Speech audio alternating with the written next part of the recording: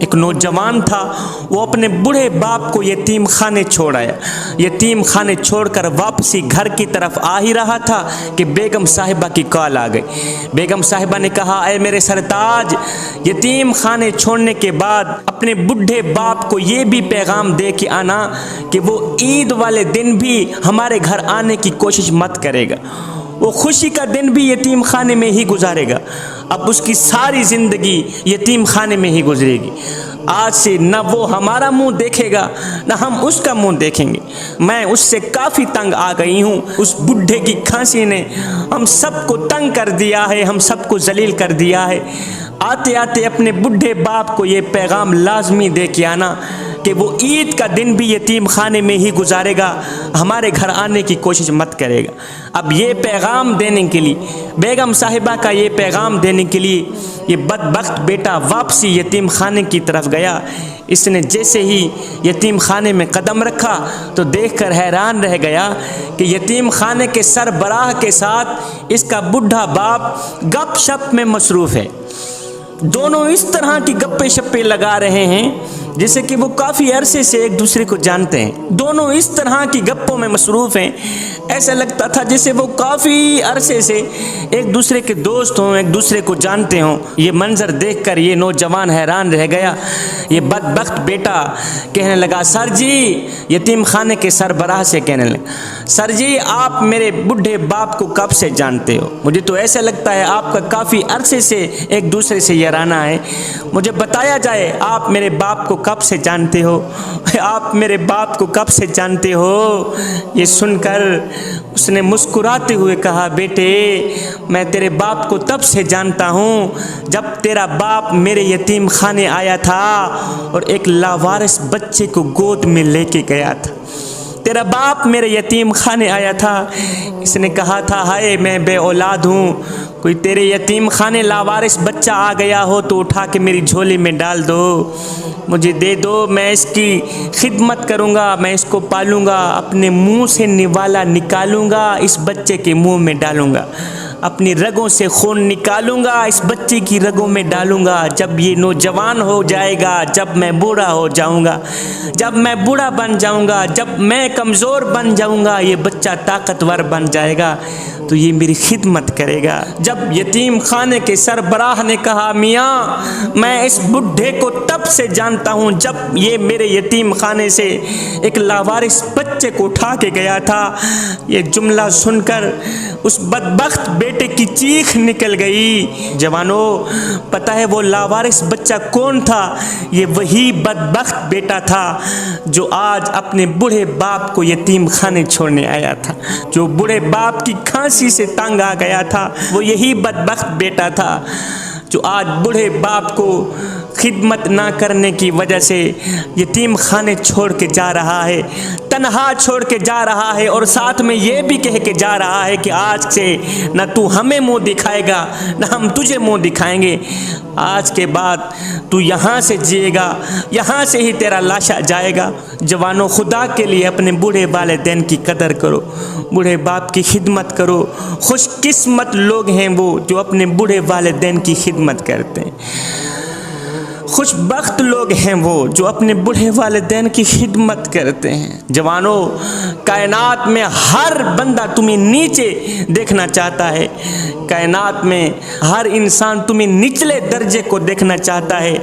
دنیا میں واحد شخص ایک تیرا باپ ہی ہے جو تمہیں ہر وقت دیکھنا چاہتا ہے تو اوپر کی طرف ہی دیکھنا چاہتا ہے، جو تمہیں پرواز کرتے ہوئے دیکھنا چاہتا ہے۔ دنیا کا ہر انسان تمہیں ہرانا چاہتا ہے، اور سنو، جو تمہیں کامیاب دیکھنا چاہتا ہے، خود سے بھی زیادہ کامیاب دیکھنا چاہتا ہے، وہ کوئی اور نہیں ہے، وہ تیرا باپ ہی ہے۔ میاں، خوش قسمت لوگ ہیں وہ جن کے ہاتھ میں اپنے باپ کی انگل ہے، جن کے ہاتھ میں باپ جیسا عظیم سہارا ہے۔ شیخ سعدی کہتے ہیں، میں بچپن میں عید کی نماز پڑھنے باپ کی انگل پکڑ کر جا رہا تھا کہ بچوں کے ہجوم میں مجھ سے میرے باپ کی انگل چھوٹ گئی۔ بچے کھیل رہے تھے نا، میں نے اپنے باپ کی انگل چھوڑی اور کھیل کود میں مست ہو گیا۔ کھیل کود میں اتنا مست ہوا کہ باپ آگے نکل گیا، میں کھیل میں مست ہو گیا۔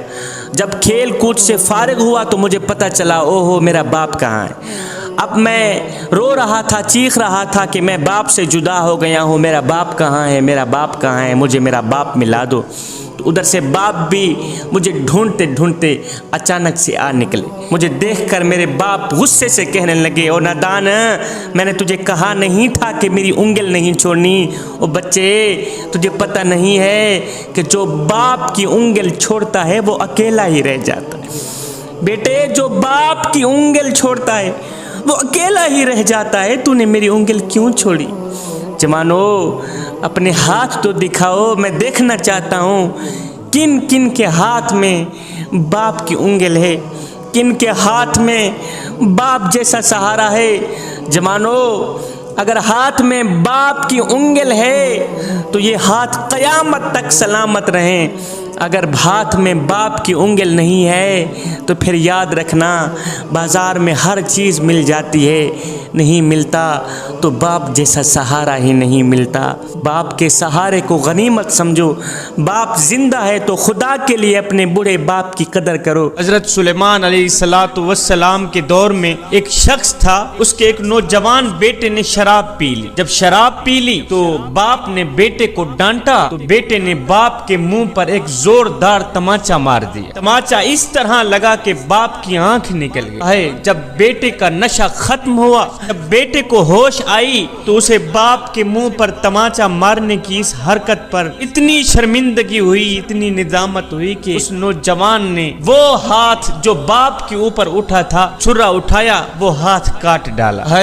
جب باپ نے بیٹے کا کٹا ہاتھ دیکھا، ایک دم پاؤں سے زمین نکل گئی، رو کر کہنے لگا، او میرے بیٹے، کاش میری ہزاریں ہوتی، ایک ایک کر کے نکل پڑتی، وہ میں برداشت کر لیتا، لیکن تیرا کٹا ہاتھ دیکھ کر میرا جگرا پھٹ گیا ہے، مجھ سے برداشت نہیں ہو رہا۔ میرے بیٹے، یہ تو نے کیا کر دیا ہے؟ تو نے اپنا ہاتھ کیوں کاٹا ہے؟ جس وقت میری آنکھ نکلی تھی، کاش کہ اسی وقت میں مر جاتا کہ مجھے میرے لال کا کٹا ہاتھ نہ دیکھنا پڑتا۔ میرے لال، یہ تو نے کیا کر دیا ہے؟ ایک چھوٹی سی باپ کی آنکھ کے پیچھے تو نے اتنا بڑا ہاتھ کاٹ دیا، تو نے تو میرا جگرا پھاڑ دیا۔ اب یہ دونوں حضرت سیدنا سلیمان علیہ السلام کی خدمت میں حاضر ہوئے۔ جب حاضر ہوئے تو اپنا سارا قصہ سنایا۔ اس کے بعد حضرت سلیمان علیہ السلام نے کیا کیا؟ بیٹے کا کٹا ہاتھ اس کی جگہ رکھ دیا اور باپ کی نکلی آنکھ بھی اس کی جگہ رکھ دی۔ پھر دونوں ہاتھ اٹھائے، عرض کیو، میرے کریم رب، بیٹے کی ندامت کے صدقے اور باپ کے آنسوں کے صدقے دونوں کو شفا عطا فرما۔ فوراً میرے اللہ رب العالمین نے سیدنا سلیمان علیہ السلام کی دعا قبول فرمائی، دونوں کو شفا عطا فرما۔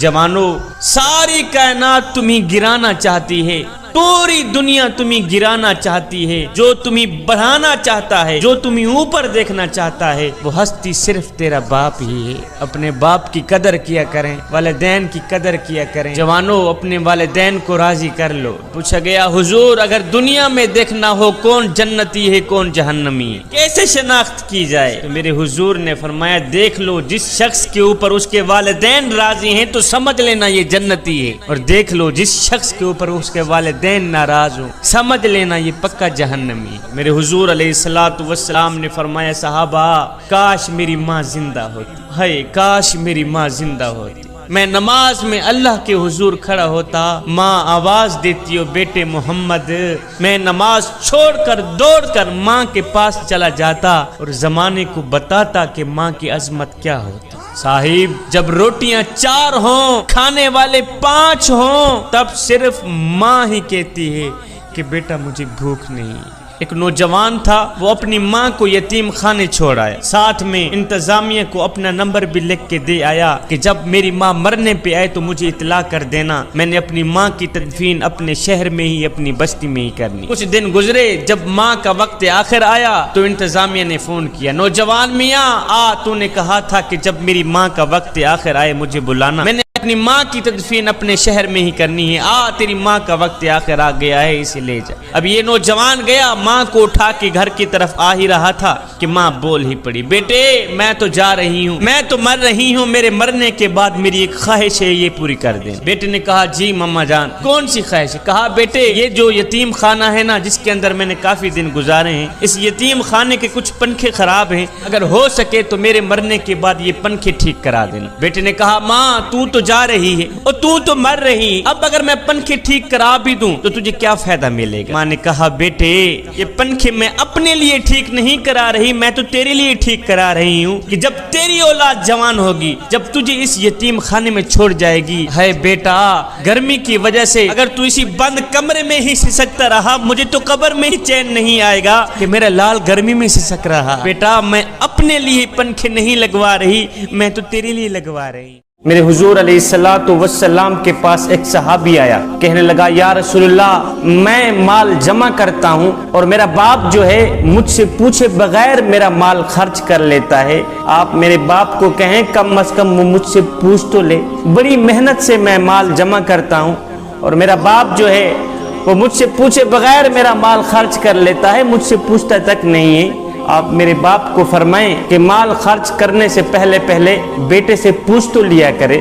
میرے حضور علیہ الصلوۃ والسلام نے فرمایا اس کے باپ کو میرے سامنے لایا جائے، اس کے باپ کو میرے ہاں حاضر کیا جائے۔ ادھر سے جب باپ کو پتہ چلا کہ میرے بیٹے نے حضور کے آگے میری شکایت کی ہے، شکایت کا سن کر باپ نے اپنے دل میں دکھ اور رنج کے کچھ شعر پڑھے، کچھ اشعار پڑھے۔ اس کے باپ کو حضور علیہ الصلوۃ والسلام کے پاس لایا گیا۔ جب یہ باپ حاضر ہوا تو ادھر سے حضرت جبریل امین بھی آ گئے، کہنے لگے یا رسول اللہ فرماتا ہے کہ اس کے باپ کو کہو مقدمے کا فیصلہ بعد میں کریں گے، پہلے وہ اشعار سناؤ جو تم نے دل میں پڑھے ہیں۔ یہ کہتے ہی حضرت جبریل امین واپس چلے گئے۔ جب یہ باپ حضور علیہ الصلوۃ والسلام کی خدمت میں حاضر ہوا تو میرے حضور علیہ الصلوۃ والسلام نے فرمایا میاں تیرے مقدمے کا فیصلہ بعد میں کریں گے، پہلے وہ اشعار جو تو نے دل میں پڑھے ہیں وہ پہلے سنا، بعد میں تیرے مقدمے کا فیصلہ کیا جائے گا۔ ہے اب یہ شعر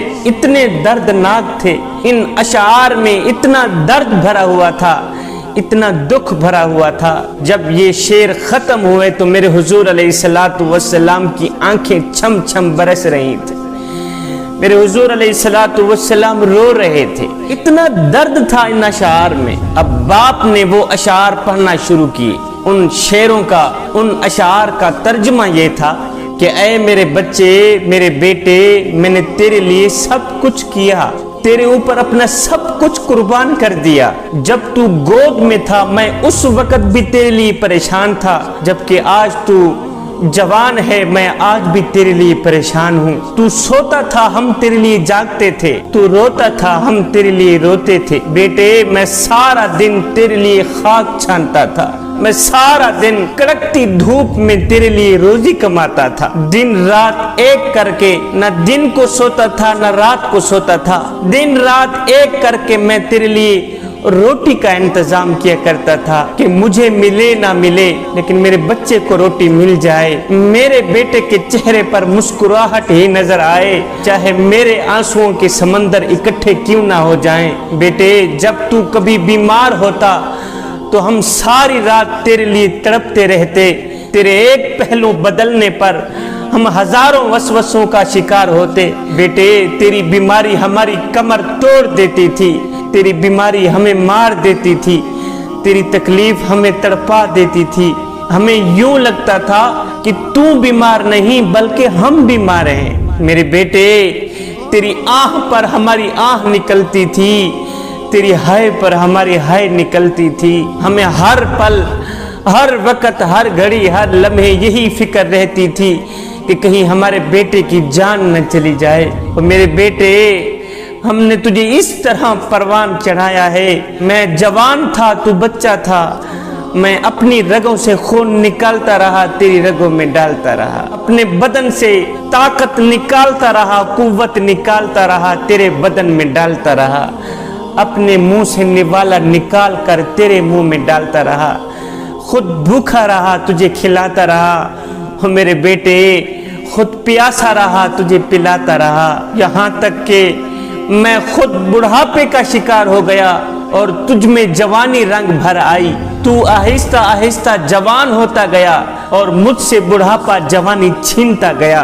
फिर जब मैं इस सतह पर आया कि अब मुझे तेरे सहारे की जरूरत पड़ी, मैं सोचता था कि जैसे मैंने तुझे पाला है ऐसे तू भी मुझे पालेगा। जिस तरह मैंने तेरे नाज उठाए हैं इसी तरह आज तू भी मेरे नाज उठाएगा। जिस तरह मैंने अपने हाथों से तेरे मुंह में लुकमा डाला है, आज मैं बूढ़ा हो गया था, मैं सोचता था इसी तरह तू भी अपने हाथों से मैं कम बख्त बाप के मुंह में लुकमा डालेगा। लेकिन हाय बेटे, आज तेरा लहजा बदल गया, आज तेरी जुबान बदल गई, आज तेरी आवाज बदल गई, तेरी आंख बदल गई, आज तेरे लहजे बदल गए, तेरे तेवर बदल गए। आज तू मुझे यूं समझने लगा जैसे मैं तेरा नौकर हूँ। आज तू मुझसे यूं बोलने लगा जैसे मैं तेरा जर खरीदा गुलाम हूँ। बेटे, ये तू भूल गया कि मैंने तुझे किस तरह पाला है, मैंने किस तरह तेरे नाज उठाए हैं। तेरे लिए हम पूरी पूरी रात जागे, पूरी पूरी रात तड़पे, अपने सुकून को तेरे सुकून के ऊपर कुर्बान कर दिया, अपनी नींद को तेरी नींद पे कुर्बान कर दिया, अपने चैन को तेरे आराम और सुकून पे कुर्बान कर दिया। लेकिन आज तू हमें जर खरीदा गुलाम समझ बैठा है, आज तू हमें अपना नौकर समझ बैठा है, आज तू मेरे साथ वो कर रहा है जो कि इतना कुछ आका अपने नौकर के साथ भी नहीं करता, इतना कुछ मालिक अपने गुलाम के साथ भी नहीं करता। तू मेरे साथ इतनी बदसलूकी कर रहा है। बेटे, अगर तू मुझे बेटा बनकर नहीं दिखा सका, मुझे बाप का मकाम नहीं दे सका, तो कम से कम पड़ोसी जितना मकाम तो दे दे, कम से कम एक हमसाए जितना मकाम तो दे दे। पड़ोसी भी पड़ोसी का हाल चाल पूछ लेता है, पड़ोसी भी पड़ोसी के दर्द सुन लेता है, दुखड़े सुन लेता है। मेरे बेटे, क्या मैं इतना गिर गया हूँ कि आज तू मुझे पड़ोसी जितना भी नहीं समझता? बाप ये दुखड़े सुना रहा था, मेरे हुजूर अलैहिस्सलातु वस्सलाम की आंखें छम छम बरस रही थी, मेरे हुजूर अलैहिस्सलातु वस्सलाम रो रहे थे, साथ में ये दर्दनाक कहानी सुनने वाले सहाबी भी रो रहे थे। मेरे हुजूर अलैहिस्सलातु वस्सलाम ने रोते हुए उस सहाबी को फरमाया, नौजवान उठ जा मेरी मजलिस से, उठ जा मेरी मजलिस से, जा, तू भी तेरे बाप का है, तेरा माल भी तेरे बाप का है, तू भी तेरे बाप का है, सुन, तेरा माल भी तेरे बाप का है, तेरा बाप जहां चाहे तेरा माल इस्तेमाल कर सकता है, जहां चाहे खर्च कर सकता है। बाप के दर्दनाक अशार ने लोगों का जिगरा फाड़ दिया, कलेजा फाड़ दिया। जवानो, मियाँ, तुम दोस्तों को तो अच्छी तरह मिलते हो, लेकिन बाप को देखकर अपना मुंह क्यों फेर लेते हो? बाप को देखकर अपनी राहें क्यों बदल देते हो? इसलिए कि कहीं बाप कुछ मांग न ले। सुनो जवानो, पूरी कायनात तुम्हें गिराना चाहती है, सारी कायनात तुम्हें गिराना चाहती है, लेकिन आज भी जो तुम्हें सबसे ऊंचा देखना चाहता है वो कोई और नहीं है, वो तुम्हारा बाप है।